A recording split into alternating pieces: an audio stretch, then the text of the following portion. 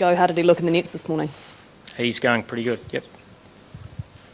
Mike, I'm just going back to your other options for who could replace Adam. I mean, how much importance do you actually place on the fact that, a player's been playing, through the domestic cricket as opposed to just bowling in the nets? Oh, look, I think squad of 15, we've got a lot of experience. We've got guys that we think can come in and do a job. So, and as I said, Matt will just be one of those. But look, we'll consider everything. Do you think he has been playing? Oh, that's certainly it's something that's in his advantage. But we've got plenty of options. Okay, thanks very much, Mike. Thanks. Brendan is here as well.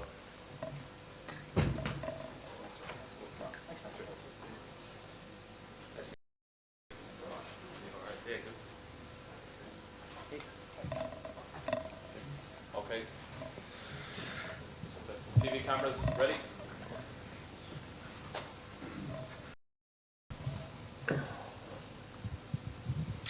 Okay, thank you. Let's proceed then. Bye. Brendan, first of all, let's talk about Adam Milne. How big a blow is this for the team on the eve of such an important game? Yeah, it's obviously disappointing. Adam's been outstanding for us in that third seamer role throughout the tournament. Injuries happen though, and in the end we've got some good cover amongst the squad as well. So it's really disappointing for Adam, but he'll remain part of the squad, which is good because he's a good team man as well. Good fella to have around, and it's disappointing this tournament as such has ended, but I'm sure we'll the suitable replacement. What sort of impact has it had on the team? Well, it hasn't had a great impact, I guess. For Adam, the realisation that he can't play anymore in the tournament after having such a big hand for us. So the team's taken it in its stride. We understand that this injuries are part and parcel of the game that we play, and it's just unfortunate for Adam, I guess. Brendan, in terms of your final selection for the side then, does like for like come into the thinking of the selection in terms of your bowlers? Yeah, look, we probably need to have another look at the wicket tomorrow, look at the overhead conditions as well, and try and factor all of those things in. But I think that you've seen that the way that we've operated with Adam in that third seamer role has worked quite well for us, coming in after obviously our two opening bowlers swinging the ball. The role that player has been very good. It doesn't mean that we have to roll out the same game plan or the same strategy, but I think it has served us well over the last little while. Is your expectation that the pitch is going to be similar to other pitches here at Eden Park the same? I don't think it'll be the same as the one against Australia. I think the overhead conditions as well, it was obviously really humid during that test match, during that game, and we saw some high quality swing bowling. I think no weather genius, but I think tomorrow's meant to be a little less humid, so we probably won't see as much swing. The wicket looks pretty good so far, similar to the practice nets as well, which is always nice when they marry up together. Expect it to be a good and hopefully it will be a good contest which unfolds.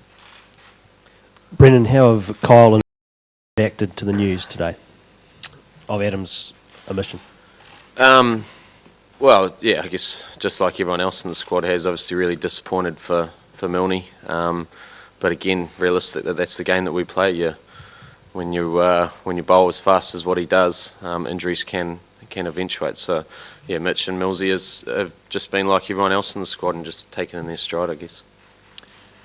Brendan, compared with the feeling before the quarter final, how big or how nervous or how excited is the team for tomorrow?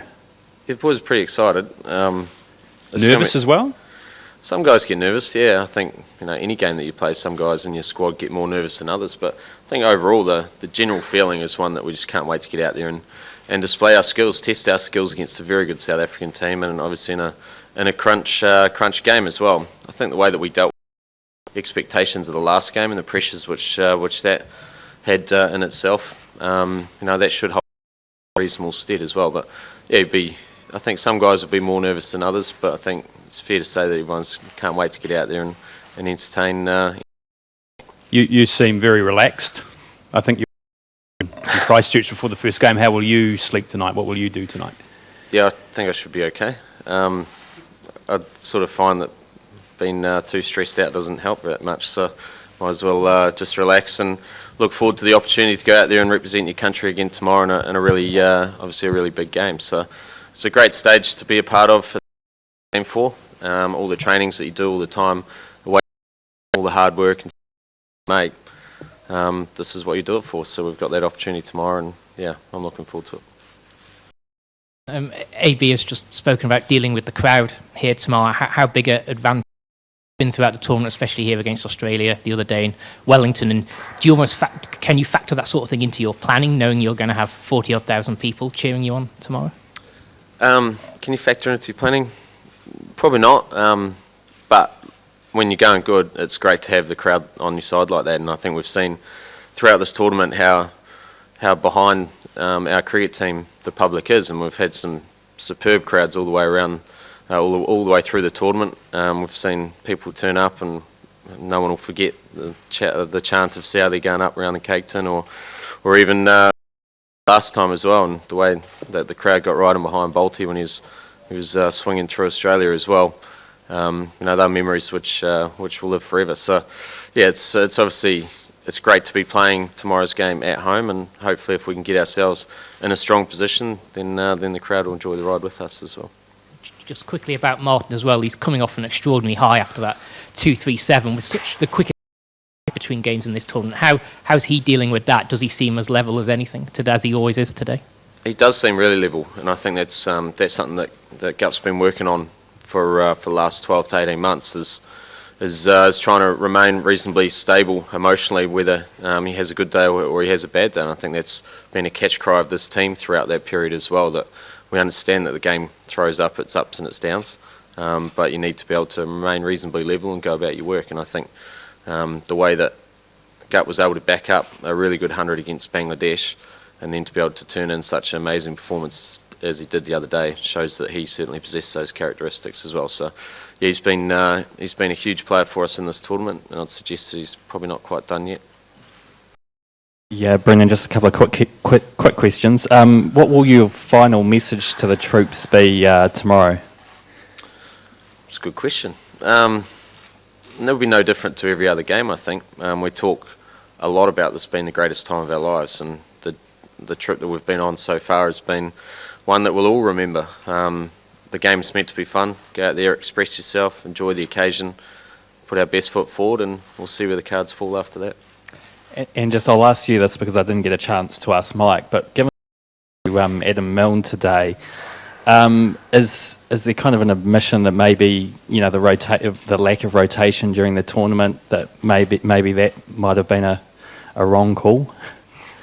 No, I don't think so. I think 7 from 7 is testament to the strategy that we've rolled out, and I think I'll reinforce Mike's message that we're very confident in every member of the squad that we have here. And if Matt gets brought into the squad officially, then we're obviously confident in him as well. We talked before the tournament as well about the guys that sat on the periphery of the squad and how that they were unlucky to obviously miss out initially. Matt is one of those guys who now, if he does get brought in, then he has the opportunity to go out there and perform, and we'll back him immensely, just as the guys who have been sitting on the sidelines. So whoever it is that gets a nod tomorrow, we've got full confidence in that they'll be able to go out there and perform their skills and fit into the game plan appropriately. Brendan, the South Africans' mental fragility is well documented, but of course New Zealand have never quite got past the semi-final themselves. Do you think there's a game being, defined by failure? Do you think somebody's going to crack out there rather than win it?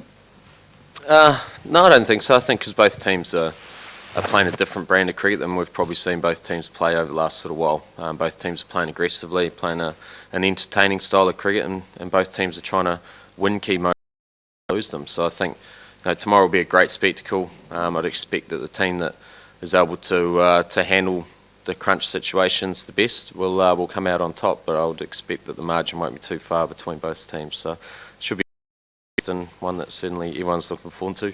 And I guess we'll have one team that has never made it to the final at the end of tomorrow celebrating, and the others will, I guess, take it in their stride. Hello, Brendan. Down the back. Hello, Willie. Just a little more on the South Africans. What have you made of them this World Cup, and what do you make of the challenge they'll present you tomorrow? I think they've been really good this World Cup. It was a tough game for them, but we know how strong Pakistan are as well, and how dangerous they are. So I think overall the way that South Africa's been playing has been a really entertaining brand of cricket, and they've obviously put some big scores on the board as well. They've got some very dangerous bowlers with both pace and spin, and they'll field the house down just as we would expect to do as well. So I think in the comp, probably us, Australia and South Africa, are probably evenly matched in terms of the skills we bring to the table. So they've been very good. AB's obviously led them strongly as well, and they'll be a tough proposition, but I'm pretty happy with the horse we got to. Brendan, obviously the last time these two sides met in a World Cup, you guys came out on top in the knockouts. What can you draw on that experience at all? Probably not. It'd be nice to say you could, but I think it was different conditions, different teams. There's some guys obviously from both teams still a part of the squads, but overall I think both teams are in a different space to what they were 4 years ago. So look, they came over here. They touched us up a little bit in the opening couple of games that we had of our home summer, and then obviously we had a good win against them in a warm-up game down in Christchurch. So yeah, I don't think there's too much separates both teams, and as I keep saying, I think it'll come down to a pretty small margin, and it'll be the team that grabs that opportunity which will come out on top.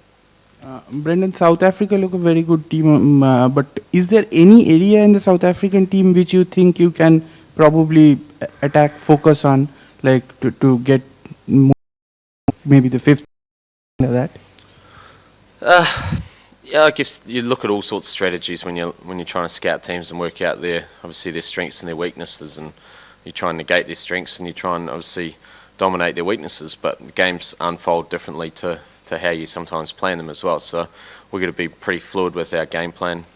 Just because I've got maybe not as strong a fifth bowler doesn't mean your fifth bowler can't still be a wicket-taking option for you. So we've got to be respectful of that, see how the game unfolds and make sure that we're in a good, calm state as we go out there and try and execute our skills. And if we can find, I guess, an opportunity at some point to put the hammer down, then we'll certainly try and do that.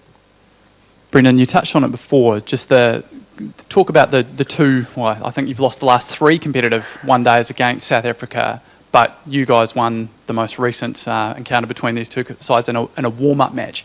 How much can you really take from that warm-up match into this, and how much confidence, does that give you an edge? We played really well in that warm-up game, and I think if South Africa were honest, they were probably a little bit off the ball, but I think they've certainly progressed since that time. They've been playing as very strong. Yes, our focus